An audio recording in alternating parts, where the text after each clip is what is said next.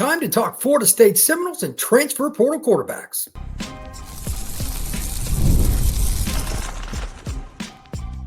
You are Locked On Seminoles, your daily podcast on the Florida State Seminoles. Part of the Locked On Podcast Network, your team every day. Welcome back into Locked On Seminoles. I am your host, Brian Smith, longtime recruiting analyst and college football writer. Thank you for making Locked On Seminoles your first listen each and every day. I truly appreciate you stopping in to talk some Noles with me. Today's show is brought to you by FanDuel. New customers can bet $5 and receive $150 in bonus bets if your first $5 bet wins. Visit FanDuel.com to get started. It's here. The transfer portal is officially open. Florida State is looking for a quarterback. I'd wondered if they were going to, now that they have hired Gus Malzahn as the offense coordinator. He will be the play caller for the Noles this next season. And right when I was getting done with my research, and I thought, I wonder if they're going to go and get after this guy named Thomas Castellanos. Sure enough, I see on the 24/7 Noles site that he's going to be visiting Florida State this week. So he will be one of three quarterbacks that I discussed. The other two will be John Mateer, the red-hot quarterback out of the state of Washington. Right now he's at Washington State, but he's a Texas kid. And then also Kaidon Salter, another Texas kid, but he's at Liberty by way of the University of Tennessee. All three of them, I think, are great players, and if you put them in the right offensive system with the right people, you can be an elite team. The skills for all three of them are similar in the sense that they are mobile, they have big arms, and they are proven. So today we're going to start with Thomas Castellanos. Then we're going to go on to Salter, and then we're going to go to Mateer.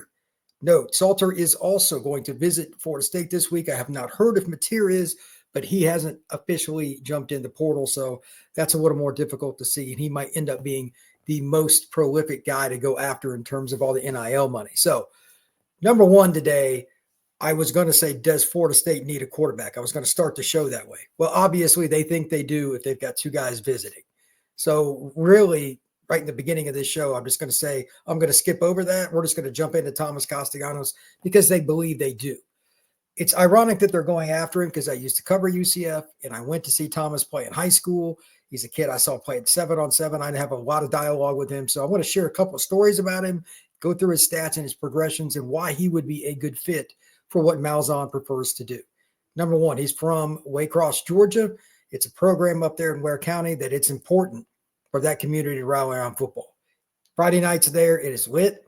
That place is crazy. The people get into it. He understands the importance of every single day being the leader of a college football program. That's true. But he was knowing that when he was in high school. That's important to help you move on and be a consistent performer, not just at college, but in everything you do. Being in the spotlight helps you develop as a young man. And I think that's really helped Thomas Castellanos.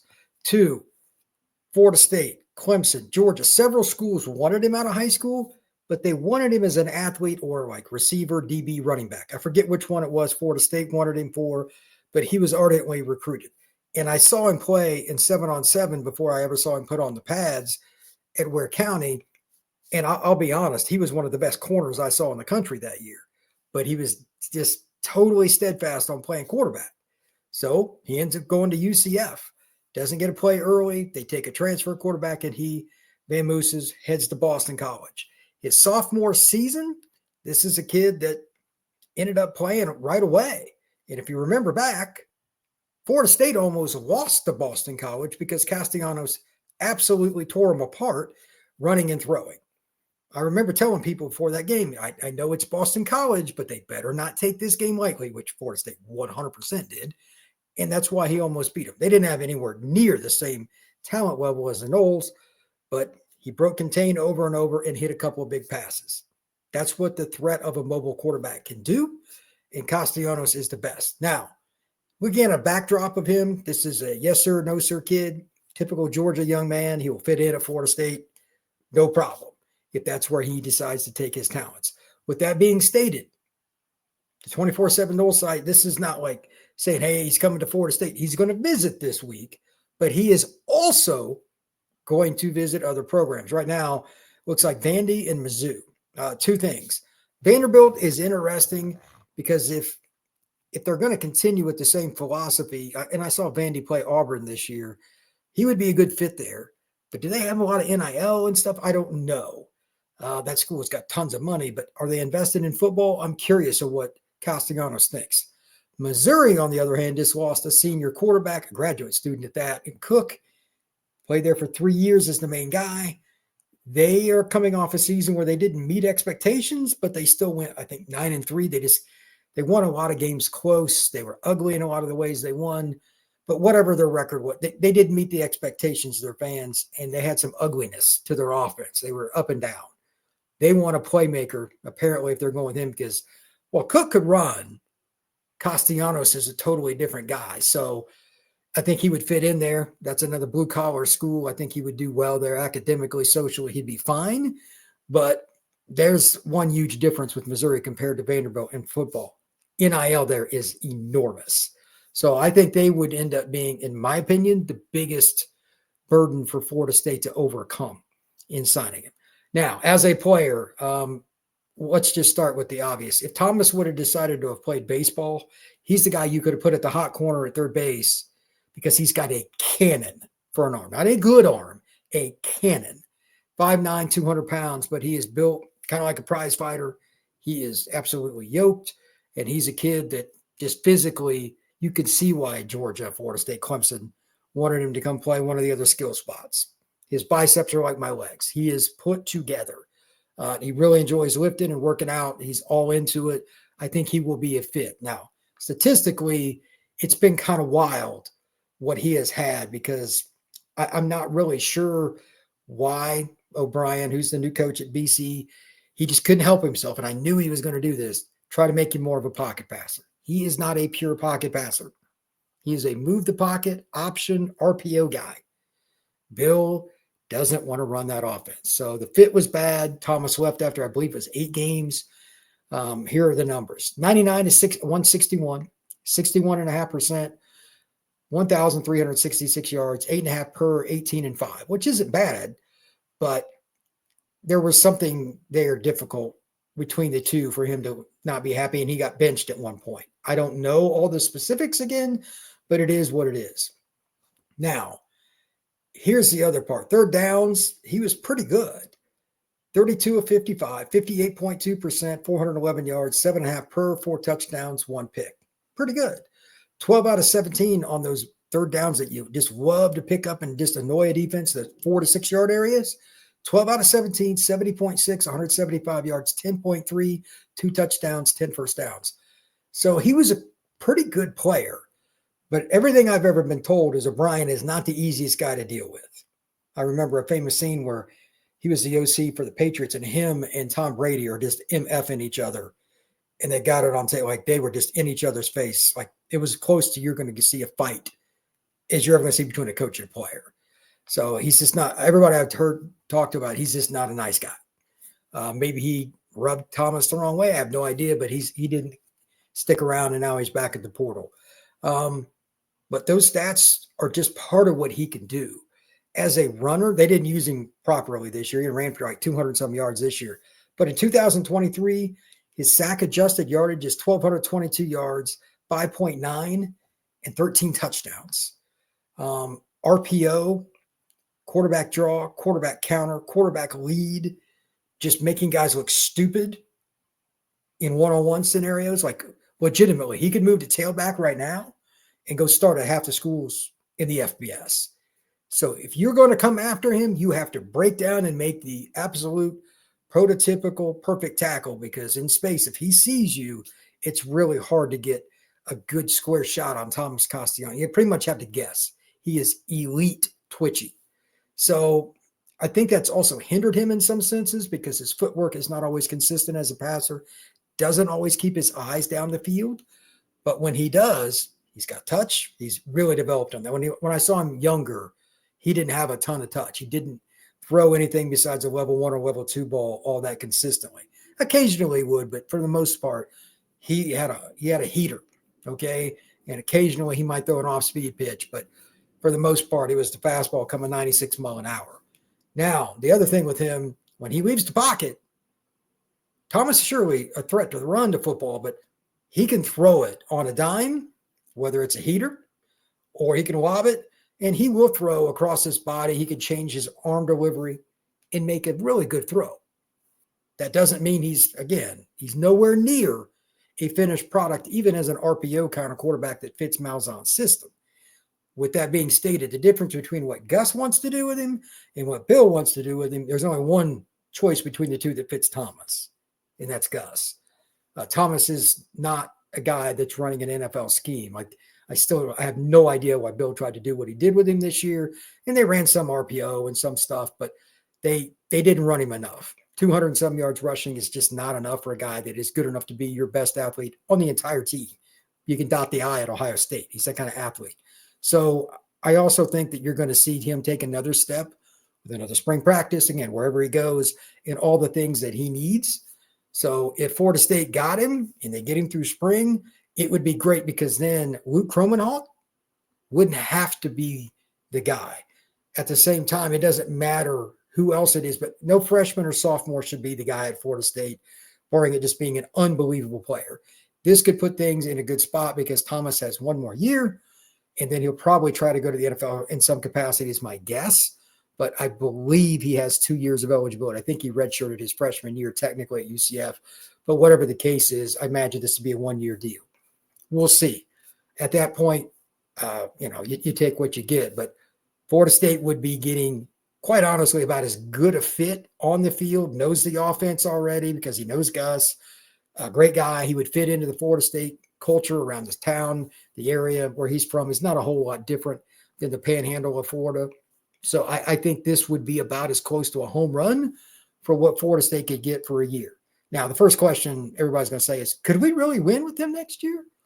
Yes. Now, I still understand that the offensive line and all that stuff needs to get better, but Thomas Castellanos, if he can help Boston College almost beat the 2023 version of Florida State with Boston College's skill talent, imagine what he's going to be able to do with guys like Cam Davis behind him. I mean, that's a completely different world. Like if Rodell comes back, etc. Florida State's running back room is going to be really good. The receiver room, we'll see. They've got some talent, some young guys they got to develop, but they at least got a chance. But we know at tight end, they're legit. Hopefully, if the O-line can even be average, Florida State could have a pretty productive offense, and that would be fun to cover. When we come back, we're going to talk about Kaidon Salter, Florida State's other option, as he is coming in this week. That is next on Locked On Seminoles. Nothing delivers comfort and joy quite like the unrivaled quality and taste of Omaha Steaks. Guaranteed perfection in every single bite, and right now you can save an unforgettable gifts and 50% off site-wide at omahasteaks.com. Plus, score an extra $30 off with promo code COLLEGE. With 5 generations of experience, consistently deliver the world's best steak experience, and the gifting experts at Omaha Steaks have made it easy to deliver the perfect gift with thoughtfully curated gift packages featuring gourmet favorites. From legendary steaks to mouth-watering desserts and more, save 50% off statewide for a limited time at omahasteaks.com. Plus, our listeners get an extra $30 off with promo code COLLEGE. That's 50% off at omahasteaks.com and an extra $30 off with promo code COLLEGE. Minimum purchases may apply.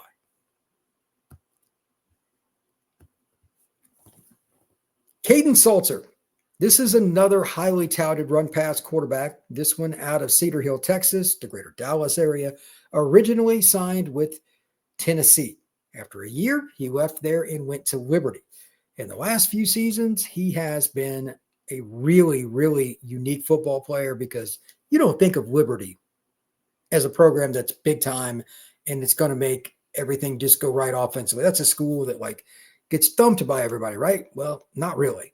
Salter was a machine. Now, he didn't have as good a year this year because I think, again, kind of like with Thomas Castellanos, they changed the offense a little bit, didn't have as many players around him. CJ Daniels went to LSU this season. He was with Salter last year. So a little bit of information about Kaidon.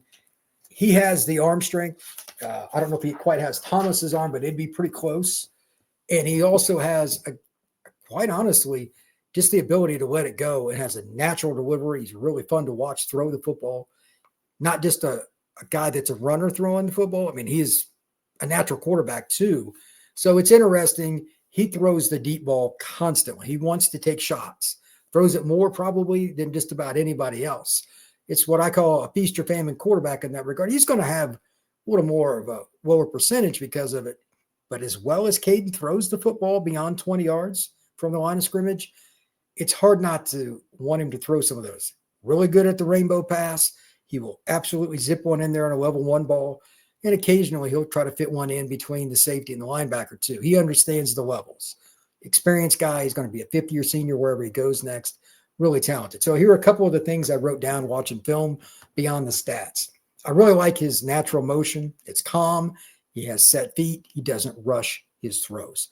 When guys rush with their feet, like they see a guy's wide open, there's a busted coverage, how often do you see a quarterback just absolutely throw it too far?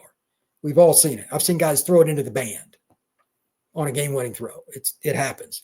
He doesn't do that. Kaidon Salter keeps his feet settled and releases the football. His release is also over the top. It's patient. It reminds you a little bit of a baseball guy that's pretty natural, just a really good athlete the way he throws it. He moves to throw in the pocket. He'll take off. Don't get me wrong. Like he had a ton of yards rushing, and I'll talk about that in a second. But his first thought is avoid the rush, manipulate my time, allow my receivers to get open, and then make a throw. The most dangerous play in football, in my opinion, is the rush that was missed. Now, what does that mean? The pocket is broken sometimes, and it's just a natural reaction, I guess. DBC, okay, quarterback's in trouble. Even if they flinch for a quarter of a second, that receiver heads the other direction. All of a sudden, that guy who's running the comeback puts his foot in the ground, goes the other direction. Quarterback pops out and sees it over the top. Salter's arm strength, his guts to throw the ball down the field, he makes those kinds of throws on the run. Naturally gifted, you can do that when you have Kaidon Salter's ability. But more importantly, he's always just looking for that, like down the field, escape, then throw. If it's not there, then again, he'll go get you 7-8 yards. Not many guys, even if they're spying on him as a linebacker, are going to bring Kaidon Salter down before he gets 5-6 yards. Too fast, too explosive, too twitchy, and quite honestly, a natural runner. He's got good vision when he gets outside the pocket. So on the run, he'll take some hits and still deliver the football, whether in the pocket or out, but he keeps his eyes down the field. I really like that. Look at his numbers this year. Again, he throws the ball down the field. We're going to compare 2023 to 24. 24 numbers are nowhere near as good. CJ Daniels not there.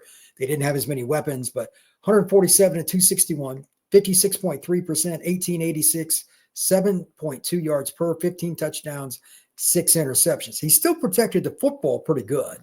2.5 to 1, TD to interceptions, not bad. Third downs, 35 to 74, 47.3%, 5.7, 424, 7 touchdowns, 3 picks, 27 first downs. I think this is another case where CJ not being there hurt. There were a lot of situations in money balls. CJ would come down with the ball. He's the guy who was at LSU this past year, really good player. That hurt. Third and 4 into 6, same kind of deal. 42.9%, 118 yards, 1 touchdown, 6 first downs. He just wasn't as impactful. But if you look at his numbers in 2023, like just passing overall, 177 to 290, 61%, 2,876 yards, 9.9 per attempt. That's elite. 32 touchdowns and 6 interceptions. So he was 5.3 to 1 touchdowns to interceptions last year and almost at 3,000 yards. And on top of it, he ran for 1,089 yards, 6.7 per and 12. So how you use him in conjunction to putting, you got to have playmakers outside, obviously, is important. Salter is tremendous at the option. That's something that Liberty did, is they literally ran option, like old school Nebraska, Notre Dame, Oklahoma, Texas, whoever you want to say. He would do some of that, and every now and then he would throw it off of that, run RPO. Their offense was pretty fun to watch, going back and look at some of the film. But he is another guy like Castellanos and some of these other really dynamic athletes that you see, Jordan Travis, that if you don't square him up, break down and make a complete form tackle, he will not only make you miss, Kaidon Salter will embarrass you. His feet are like an NBA point guard in that one step this direction or that one doesn't mean he's really going that way. He sets guys up play after play after play, and he'll make 2-3 guys miss on a single play before he even throws the football. Human highlight film in that case. So I'm not surprised that Florida State is coveting him. And with that in mind, Syracuse and Colorado are two other schools that are coveting him. Now, let's talk about that for a second. Syracuse got a dynamic head coach and recruiter. And as it relates to the portal, I don't think anybody's better than Dion. I think that's kind of proven. So I'll be curious to see what his decision is. Does he take all three visits? Because, again, Florida State's supposed to get Kaidon Salter in, but that is a unique football player. And if he's put in the right offense with the right players around him, it's proven. He can make plays from the pocket, extending plays or running. He fits Gus Malzahn's offense to a T. I think that would be a tremendous addition to a lot of programs, to be honest with you. But Florida State would be very, very fortunate. When we come back, we're going to talk about the hottest player in the portal, and that is John Mateer, and he's not even in it yet. That's next on Locked On Seminoles. Get ready to tackle NFL action with FanDuel, America's #1 sportsbook. Right now, new customers can bet $5 and get $150 in bonus bets if you win. The FanDuel Sportsbook app gives you everything you need to place live bets on the NFL all in one place. So when you get a hunch in the middle of the game, you can check out the latest stats, view live play-by-play, and so much more on the same page where you place your bets. Visit FanDuel.com to join today. You'll get started with $150 in bonus bets if you win your first $5 bet. That's FanDuel.com. Never waste a hunch and make every moment more with FanDuel, the official sportsbook partner of the NFL.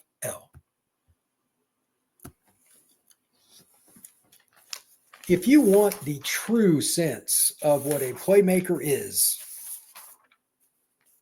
find a playmaker that has the ability to do it consistently, make the crowd go nuts when he doesn't necessarily have the same talent and or depth around him. In other words, you're fighting an uphill battle consistently. There are very few players in the country, regardless of position, let alone quarterback, like John Mateer.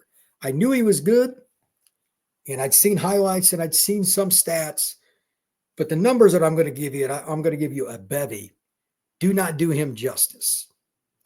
John Mateer, to me, if he does truly enter the portal, and it sounds like he will,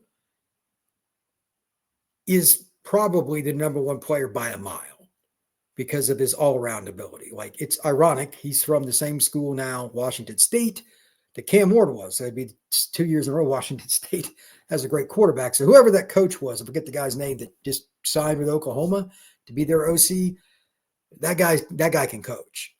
But here's a little bit about him. After 2 games this year, and again, Mateer is firstly known as a passer. After 2 games this year, he led at the FBS in quarterback rushing, but he's known as a passer. What does that tell you about the young man's athleticism? Elite. Secondarily, does not matter what the situation is. Run up the middle, play action, RPO, throw it to the flat, whatever. He is 100 mile an hour. Super competitor. He's the kind of guy that if he was wrestling, if he was in track, if he was in basketball, whatever it is, 100 mile an hour. And to that point, looking at his rankings from high school, I'll go over this in a second, but he was a skinny kid, barely ranked, to where he is now. Like, you can tell he is a weight room warrior, and guys will rally around that. So tip of the cap to Mateer for putting it in. And again, his photo from his 24/7 profile, when he came out of high school, he looked like a skinny kid that was headed to the FCS.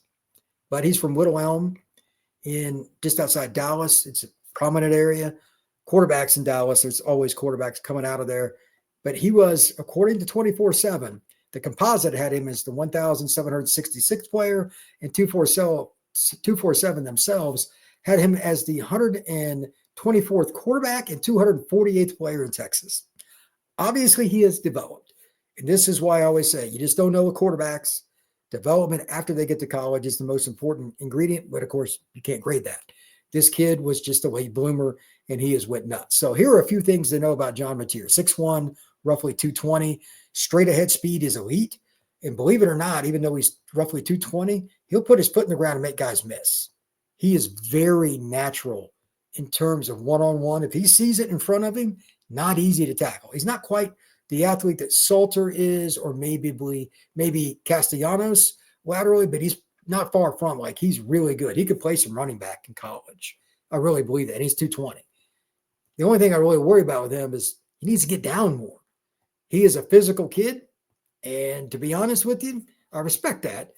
Slide more. All right. Now, here are a few of the things to know about him from this season. 224 to 347 at Washington State, 64.6%, 3,139 yards, 9 yards per attempt. Now, again, this is Washington State. What do you think he would have averaged per attempt at LSU or Texas A&M, some school that has even more talent? They had some good receivers, but I don't think they had the same talent as some of these other schools. 29 touchdowns, 7 interceptions. On third downs, 41 to 63, 65.1%, 498 yards, 3 touchdowns, 2 picks, 7.9, 28 first downs. There's third and mediums, 8 out of 10, 83 yards, 2 touchdowns, 7 first downs. Like, he's a money passer. As far as his motion goes, I really like it. It's 3/4. It's natural. It's fluid. You can see the power, like you just watch him throw as he slides forward through his motion. He turns his hips. He doesn't quite do it as much as I like, but he's so strong in the upper body now. He can just flick it and the ball will take off. He throws as good a level 2 ball, meaning in between guys, as you're going to see. And he's also able to use that level 2 ball to get it over the safety, but with some velocity before a guy runs out of the back of the end zone or goes to the sideline, whatever. Really accurate on throws of 20 or more yards down the field in tight coverage. That's a money ball. He had a bunch of them this year. Just watching, he had 19 big time throws, 16 turnover worthy plays, but at the same time, he's taking chances, because Washington State doesn't have the same defense some of these elite programs do, and he's willing to throw into an area that, hey, I'm going to give my guy a chance to make a play. At the end of the day, you're not going to win games being a check down Charlie, not against quality teams anyway. You must push the football down the field, at least occasionally, to be a consistent quarterback and give your team a chance to win. I think Mateer is as good at that as anybody in college football this season, watching a bunch of his film. So he had 46 scrambles this year. He will make people pay if they blitz and mitts. Quite honestly, again, this is another really spectacular player with his feet, but he first and foremost, better than anybody that I've seen this year that's going into the portal, when he is rushed, he does a better job of keeping his eyes down the field and looking, and he'll still throw it, whether clean pocket or whatever, and he's got good footwork. But sometimes you have to manipulate your feet, and it's not going to be pretty, and find a way to throw. And Mateer will throw 100% sidearm, like submarine, 50%. He'll throw over the top. He'll jump and throw. He is very crafty. There was a play where he rolled left. He thought he was going to run, and a guy came around the corner. He was about to get popped, and he just kind of threw it like a flick to his tight end, and a guy toe tapped in the end zone. It was a tremendous play. So he's got some basketball to him, shortstop. He's got that kind of athleticism, and it also leads to some of these numbers. His passes down the field are really, really impressive. When you look at his numbers overall, he had 20 plays with 20 or more yards down the field. That's 18.1% of his throws. So he's not afraid to throw it. That's better than 1 in 6. 25 to 63, 39.7%, 821 yards, 13 yards per attempt, 12 touchdowns, 6 picks. So he was going to give his guys a chance. And again, Washington State's not going to be check down Charlie and go beat good teams. They beat Washington this year. That's a good sign. And even better, medium throws, 10 to 19 yards. You think of like the middle of the field, that's the most dangerous. Some of those throws he was pretty good at too. He was 40 to 67, 59.7%, 704 yards, 10.5 yards per attempt, 6 touchdowns and 1 pick. So not only was he productive in yardage, again, 10.5 yards an attempt, only 1 interception. Accuracy. The only way you get to that is accuracy. And obviously your receivers catching it, not popping the ball up the air, giving DBs an easy percent. He was under pressure 29.3% of the time, 31 to 65, 47%, 433 yards, 6.7, 5 touchdowns, no picks. Again, under pressure, he's still pretty accurate. He's not throwing picks. This might help separate him, in my opinion, as much, if not more than anything else, except for maybe his athleticism. You could argue that. But when you're under duress and you're still accurate, that's as good as it gets. Nobody likes getting tagged. Mateer was good at that. His mediums were really important. Like there's some of those throws where you're trying to wait on a deep drag and it takes time. Watching the film, some of those he got hit or was close to getting hit, and he would still have the same motion. I like that a lot. As a comparison on his under pressure, obviously Cam Ward was good this year. 27.7% for Ward under pressure or number of times, 49 out of 97. He's 50.5%. Not that much different for Mateer, 47.7. Ward hit more play. Again, he's got Miami's receiver, but 697 yards, 7 touchdowns, 4 picks. Mateer was 5 touchdowns, 0 picks. So he's the less likely to get intercepted player from the same program, same offense coordinator that Cam Ward was in. As a rusher, the only team he didn't score a rushing touchdown against this year was Boise State. Boise obviously is elite in terms of a program that's not Power 4. They're, Ashton Genty, etc. Their defense is pretty solid too. They're the only team to keep him out of the end zone. And to be honest with you, he's a guy that I was really respectful because he would just try to charge over guys. Watching the film is pretty fun. Running the football is not easy for everybody like Mateer, because I'm sure a lot of his coaches are saying, hey, be careful about that. But he's pretty good at it. If I were to call him anything as a nickname, gunslinger, risk taker, etc., you could put some of that in there, but I would just call him old school football player because he's trying to find a way to help his team win. And if he has to run, that's fine. Throwing motions, quick, 3-quarter delivery, good balance, pocket presence. My notes say moves up well, eyes downfield. I really stress the eyes downfield, by the way. His release is fast. Like once he gets into his motion, it is gone. He doesn't give a guy a chance at that last moment to hit the football. That's a good thing. He doesn't really worry that much when he's throwing on the run. He focuses on what he's going to throw. He doesn't make stupid decisions about his motion. He lets it rip. He's also good at that. The other thing that's interesting about him as a runner, power, and that translates the way he throws. Sometimes he doesn't rotate his hips fully, in my opinion, but he's so strong in his lower body and his core, you can see Mateer still rip it. That's important. As his change of direction, I mentioned earlier, that's something that I just wanted to mention again. He'll sidestep a guy, whether he's running a quarterback draw or somebody's coming at his feet and he's just running a normal drop back. His ability to slide in the pocket or wherever he's at to make guys miss is natural. Really, really good feet in short space. John Mateer, in my opinion, is the best player, if he does indeed get in the portal, of anybody, because this kid is a super athlete. He has very good toughness. He could play multiple positions, in my opinion, because he's such a good athlete, and he's a competitor. Flip pass, throw a sidearm, deep ball, level 2 ball, check down, whatever it is, he's proven to do it. And he's only been the main guy for 1 year. Imagine what he's going to be now that he's got a year of experience and going through all that film in the spring and the summer, going into next fall camp. John Mateer is a big-time football player and one that I think eventually will end up in the National Football League. Thank you very much for making Locked On Seminoles your first listen each and every day. I truly appreciate you stopping in to talk some Noles with me. If you have not already, hit that like button, that notification bell, and subscribe to this podcast if you have not already. Please share it. I'd love to get in front of more Florida State fans and everybody else. I love doing these previews for the transfer portal, and I'm going to do a ton more. With that, everybody have a good one, and I will talk to you soon.